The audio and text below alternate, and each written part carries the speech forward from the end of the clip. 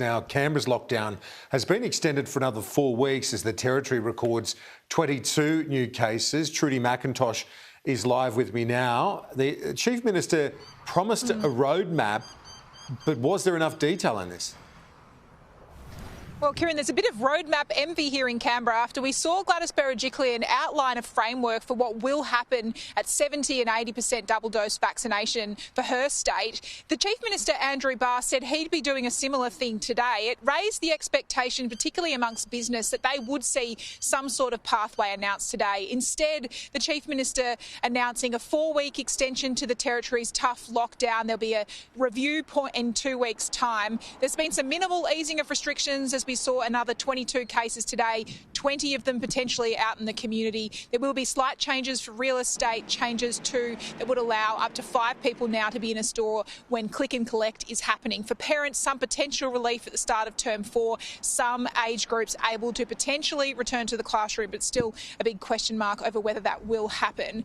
I put to the Chief Minister today some of the concerns we'd heard from business, that they wanted to see some sort of detail, not potentially a date, but even at 70%, what could change. Here was his response. What is the changes at 70%, 80% vaccination? They're outlined in the plan. Well, what is that for business? What changes at 70%? What changes at 80%? This is just tinkering with a lockdown. Yes, at 70 and 80%, as the forward plan outlines, a gradual easing of restrictions that would involve things like density limits, things that we experienced last year as we stepped out of our lockdown last year. You'd still need that even at 70 and 80% vaccination. Yes, you would, and that's contained within the national plan if you'd bothered to read it.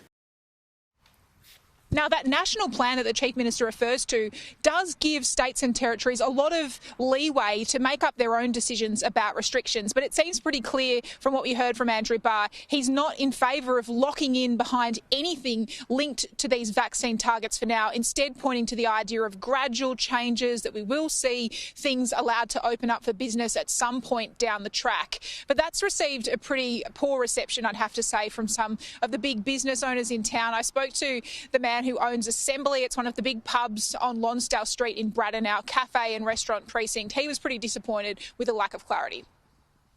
Oh, it's a bit gutting, to be honest. I wouldn't say it's surprising, but it is a bit gutting. I mean, as a business owner, you want customers in your shop and you want to be able to trade as best you can. And just to find out where we actually are with the square metre rule and all those sort of things, it's just all a bit up in the air still, and it's just hard to get through. You know, you're just hitting the pause button every day.